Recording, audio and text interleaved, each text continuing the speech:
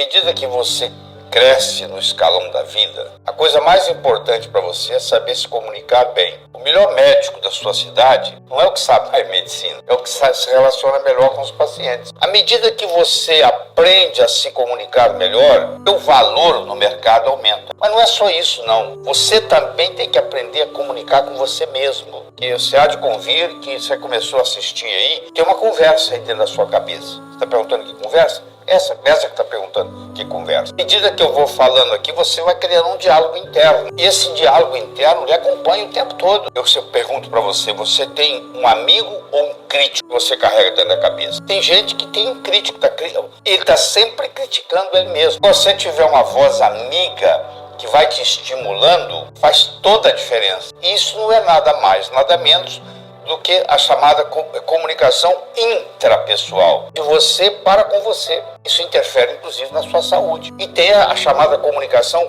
interpessoal, que é de você para com os outros. Então, tudo está ligado. O meu psiquismo vai interferir no meu sistema imunológico. E o meu psiquismo é comandado pelo meu pensamento. E o meu pensamento é mais nada mais, nada menos, o modo como eu converso comigo mesmo. Qual é o meu self-talk? Como é que eu cuido de mim? Se eu pudesse aumentar essa voz que tem na minha cabeça, estaria elogiando a mim mesmo? Eu estaria criticando a mim mesmo? Qual a relação que você tem com essa voz? Uma pessoa que está acostumada com self-talk negativo, um diálogo interno negativo, a vida inteira, essa pessoa não está consciente que ela tem esse diálogo interno negativo. E é uma descoberta. No momento que você tem uma tecla no computador que diz cancela. Na hora que vem um diálogo interno negativo, você cancela e substitui aquilo por um positivo. Você pode aprender a ser bem sucedido na vida. Não é ter sucesso, ter bem sucedido. Diferente. Posso ter um cantor que tem sucesso como cantor, mas você vai ver a vida dele pessoal, tá uma bagunça. Quando eu falo bem sucedido, é o completo. Então, para você ser bem sucedido na vida, você precisa de 6 ingredientes. Do mesmo modo que você não faz um bolo só com farinha, nem só com manteiga, nem só com ovos, apesar de cada um desses ingredientes ser necessário, porém não suficiente, a mesma coisa acontece com ser bem sucedido. Eu preciso de uma boa autoestima, e eu tenho uma ótima notícia para você. A sua autoimagem, ela não é construída de cimento, ela não é construída de aço, ela é construída de linguagem. Do mesmo modo que ela foi construída linguisticamente, ela pode ser reconstruída linguisticamente. Segundo é a sua habilidade de se comunicar. Terceiro é a sua habilidade em estabelecer metas, em saber transformar os seus sonhos em metas e metas em realidade. Muita gente tem sonhos, mas sonho é uma coisa que não tem data. Quando você coloca uma data num sonho, ele deixa de ser sonho e passa a ser meta. E o universo começa a conspirar a seu favor. O outro ingrediente importante é a atitude. A sua atitude vai determinar a sua altitude na vida. Então, se você tem uma atitude de cortesia, de amizade, querer o bem de todo mundo, para eu perder, para eu ganhar, você não precisa perder. A dedicação ao trabalho. O único lugar que eu conheço que sucesso vem antes do trabalho é no dicionário. Sucesso você conhece, trabalha com T. Mas, por outro lado, trabalhar só também não resolve. O operador de fábrica trabalha a vida inteira e aposenta com salário mínimo. O último ingrediente, que às vezes a pessoa tem dificuldade de entender, é você ter ambição. Ambição no bom sentido. É o que o japonês chama de Kaizen. Melhora contínua. Hoje melhor do que ontem, amanhã melhor do que hoje. A ambição, que eu digo aqui, é uma ambição saudável. Uma ambição de fazer hoje melhor do que ontem, ou amanhã melhor do que hoje. Isso você vai passo a passo construindo. Quando você coloca esses 6 ingredientes da receita e você dá uma pitadinha do que diferencia o profissional do amador, que é paciência e persistência, o amanhecer só vem depois da noite toda ter passado, esse sucesso imediato da noite para o dia não existe, isso é uma ilusão. Porque na era da agricultura, mandava no mundo quem tinha terra. Na era industrial, passou a mandar no mundo quem tinha capital, quem tinha dinheiro. Hoje a moeda mudou e muita gente não se deu conta disso ainda. A moeda hoje chama-se informação. Você é rico ou você é pobre em informação. Qual o valor de uma moeda de ouro no fundo do Oceano Atlântico, onde ninguém consegue chegar lá? Não tem valor nenhum. Ela só vai ter valor quando ela estiver na mão de alguém. A informação só tem valor quando ela passa de um cérebro para outro. Não adianta o conhecimento que eu tenho aqui. É o quanto desse conhecimento que eu posso passar para você nesse período que nós estamos juntos. Eu só sou capaz de fazer isso se eu fizer o uso adequado do processo de comunicação. A boa notícia que eu tenho para você é que ninguém vai num berçário e diz assim, aquele ali vai ser bom comunicador, aquele não vai, aquele vai. A comunicação é uma coisa que você desenvolve com o passar da vida. Agora, se você nunca se interessou por isso, você vai estagnar. Porque você vai ver, tem gente que não consegue se comunicar com si mesmo. O self-talk, o diálogo interno, está comprometido. Isso repercute diretamente no sistema imune.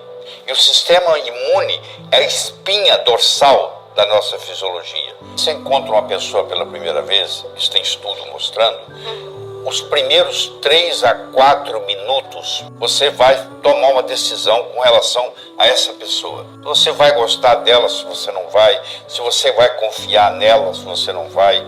Se você passa uma impressão de desonesto, você pode praticar honestidade o resto da vida, mas aquela pessoa vai achar você desonesto. Então você nunca tem uma segunda chance de causar uma primeira boa impressão. Nós somos animais de hábitos. Se você filmar alguém, você vai ver que ele senta na mesa para tomar o café da manhã, ele encosta a xícara nos lábios 19 vezes. Amanhã vai ser 19. É mais ou menos igual. Ele sai, ele para nos mesmos semáforos, ele cumprimenta as mesmas pessoas, ele entra no piloto automático. Isso ajuda em grande parte, porque você não precisa ficar pensando em nada. Mas, por outro lado, como o mundo hoje é rápido, nós vivemos num mundo que se caracteriza por ser muito rápido, um mundo muito instável, com a mudança constante.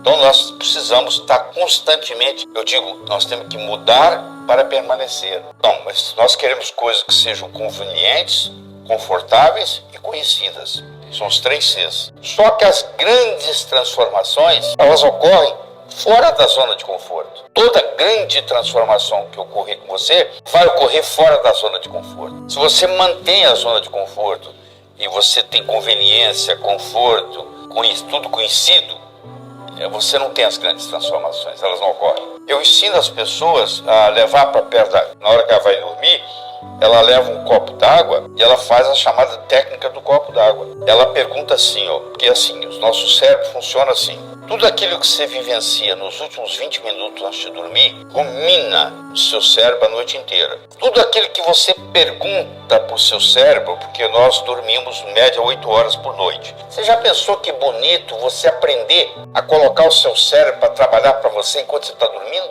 Quanto que isso vai alavancar a sua vida? Então eu ensino a técnica antiga, milenar, do copo d'água. Eu faço a pergunta que eu estou querendo resolver hoje à noite, como é que eu vou fazer essa decisão amanhã?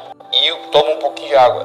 E esse copo fica lá na cabeceira, lá no criado mudo. Amanhã eu acordo, vou lá, tomo outro golinho d'água. O meu cérebro faz uma conexão entre a pergunta e a resposta. Eu fiz a pergunta, tomei um golinho d'água. Quando eu tomo outro golinho d'água amanhã de manhã, eu desencadeio a resposta que o cérebro trabalhou. E é impressionante. Às vezes você está tomando café da manhã, às vezes você está dirigindo para o trabalho, de repente a ideia vem. Então eu ensino as pessoas a descobrir qual é a finalidade de vida. Qual é a sua finalidade de vida? Para que você nasceu? Eu, sei lá, 30 e tantos anos atrás, fazendo essa técnica, eu descobri transformar as pessoas de uma forma alegre e poderosa, com amor e sabedoria.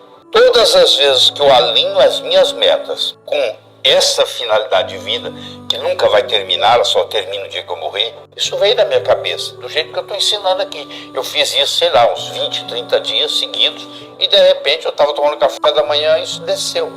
Quer dizer, o meu cérebro, o meu inconsciente respondeu. Nós não somos seres humanos tendo uma experiência espiritual. Somos, sim, seres espirituais tendo uma experiência humana.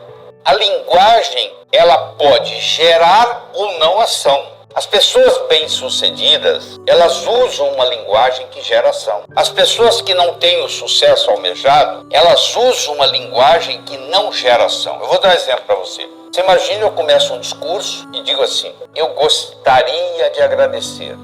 Até agora, não aconteceu nada. Se eu disse que eu gostaria de agradecer, ainda não surgiu o agradecimento. Agora, se eu começo a falar e digo assim, eu agradeço. Olha só, na hora que eu coloquei o verbo eu agradeço, aconteceu um agradecimento. Na hora que eu falo eu gostaria de agradecer, não aconteceu nada. Não interessa onde você estiver, é aqui. Não interessa que hora for, é agora. Você já percebeu que você vive num eterno? A vida é um eterno aqui e agora? Aliás, quando você permanece no aqui e agora, você está vivendo. Porque o passado já passou e o futuro ainda não chegou. Você só tem felicidade disponível quando você aprende a viver o momento. Estou aqui e agora. Se eu estou no celular e estou conversando, eu não estou fazendo nenhuma coisa nem outra. Nós somos animais linguísticos. E através da linguagem, nós criamos a nossa realidade. Se você souber trabalhar linguisticamente, você cria a sua realidade desejável. Semelhante atrai semelhante. Você quer ver? A água vai correr para onde? O esgoto. O esgoto vai correr para onde? Para o rio. O rio vai correr para onde? O mar. Você vê que para onde vai a água? Vai buscar água. Você acha que ódio vai para quem? Quem tem ódio. Você acha que amor vai para quem? Para quem tem amor. Então, a tendência do semelhante a atrair semelhante é muito grande. Então, olha que interessante. E existe uma regra chamada regra de ouro, que na realidade, na minha opinião, ela é extremamente furada, e diz assim: faça aos outros o que você gostaria que fosse feito a você. Isso é a maior mentira que eu conheço. Se eu convidar você para jantar na minha casa, eu não vou lhe servir meu prato favorito. Pode ser que você não coma. Vou saber o que você gosta. Então, a verdadeira comunicação é fazer aos outros o que os outros gostariam que fosse feito a eles. Sim, nós somos julgados por 4 coisas. Nós somos julgados pelo que nós fazemos. Você pode ir numa festa, você pode marcar no relógio, você começou a conversar com um estranho, você pode marcar no relógio que não vai demorar 10 minutos, a pessoa vai te perguntar: o que você faz na vida? Olha só, eu tenho 2 pedreiros, um trabalhando ao lado do outro, a mesma construção. Eu chego perto do primeiro pedreiro e pergunto assim: o que você faz na vida? Ele fala: eu sou pedreiro. Eu coloco um tijolo em cima do outro. Eu chego perto do segundo pedreiro e pergunto: o que você faz na vida? Ele fala: eu sou pedreiro. O que você está fazendo? Eu estou construindo o Maracanã, é um dos maiores estádios de futebol do mundo, que vai ficar aqui para a posteridade. Olha a diferença. O pedreiro que vê um tijolo em cima do outro, pode passar 20 anos, ele vai continuar colocando um tijolo em cima do outro. Ele é pedreiro. O que está construindo o Maracanã, eu posso te garantir que logo, logo ele vai abrir uma construtora. Ele não vai ficar colocando tijolo. A visão dele é construir Maracanã e não colocar um tijolo em cima do outro. Então, o modo como você descreve o que você faz muita diferença. Nós somos julgados pela nossa aparência, mas não é estar bem vestido, não. Aí que a pessoa não entende. É estar adequadamente vestido para a ocasião. Somos julgados pelo que nós falamos. Enquanto você não falou nada, ninguém sabe se você é inteligente ou deixa de ser. No momento que você falou e falou besteira, uma palavra falada, uma oportunidade perdida, uma flecha lançada, não tem volta. Por isso que a gente tem 2 ouvidos e uma boca. Nós somos feitos mais para escutar do que para falar. Mas o quarto é o mais importante de todos. É como você diz o que você disse. Eu posso trazer alguém aqui que fale o mesmo vocabulário que eu estou falando. A entrevista pode ser muito melhor ou muito pior. Porque não é só o que eu estou falando que está contando. É como eu estou falando o que eu estou falando. O principal motivador, são 2 motivadores que você tem. Um é evitar sofrimento, o outro é procurar prazer. Então tem pessoa que faz as coisas com medo da coisa ruim acontecer. Ele está evitando o sofrimento. Tem pessoa que, ao contrário, ela faz para procurar o prazer. 60% das pessoas no mundo operam a motivação no sentido de evitar sofrimento. 40% operam no sentido de procurar prazer. Mas você tem que desenvolver o seu poder pessoal, porque o poder posicional você pode perder ele a qualquer momento. Agora, o pessoal não. Eu posso sair daqui para a China, eu levo ele comigo. Eu posso ir para Nova York, eu levo ele comigo. Na hora que eu abrir a boca, ele se manifesta. Só acontece coisa no mundo quando algo acontece, algo se move. É muito bonito você ter uma intelectualidade, mas se a intelectualidade é só intelectualidade, você vai me desculpar o termo, na minha opinião é masturbação mental, porque não se realiza. Então o que eu tenho que fazer é o seguinte: eu penso qual é o meu próximo passo, o que eu vou fazer. Enquanto não entrar o verbo fazer na jogada, é conversa fiada. Então a pessoa tem que aprender a ter ação, e a maioria infelizmente não tem. Ela fica planejando, ela está esperando o medo passar. Ou você pula com medo ou você não pula. Coragem não é pular sem medo. Coragem é pular apesar do medo. Nós nascemos nus Ninguém nasceu de roupa e temos 24 horas por dia. Ninguém tem mais nem menos. Pode ser o pobre, pode ser o novo, pode ser o velho. Nós temos 24 horas por dia e nascemos nus, iguaizinhos. O que você faz com as 24 horas é que faz a diferença. Então, uma vez Andrew Carnegie, aquele que construiu o Carnegie Hall em Manhattan, foi perguntado para ele: senhor Carnegie, o senhor que é o homem mais rico do mundo, na época ele era, se o senhor tivesse que dar um conselho para uma pessoa agora, simples aqui, para ela enriquecer, para ela ter sucesso, o que o senhor diria?